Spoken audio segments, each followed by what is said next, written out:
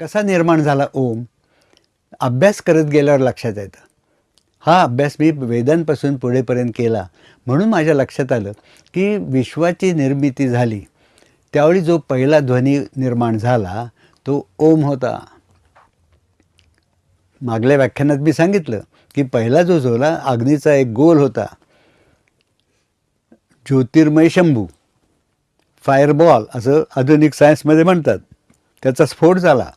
स्फोट झाल्यावर जो ध्वनी आला तो ओम. याचं प्रत्यंतर बघायचं असेल तर दिवाळीतले फटाके ज्यावेळी वाजतात त्यावेळी मोठा फटाका ज्यावेळी वाजतो त्यावेळी कसा आवाज येतो बघा, ओमसारखा आवाज येतो. आणि तो ओम कानामध्ये नंतर घुमत राहतो काही वेळ. हा तो ओम. म्हणून विश्वाच्या उत्पत्तीच्या वेळी जो स्फोट झाला तो ओम. हा पहिला ध्वनी. त्या ध्वनीपासून बाकी सगळे ध्वनी निर्माण झालेले.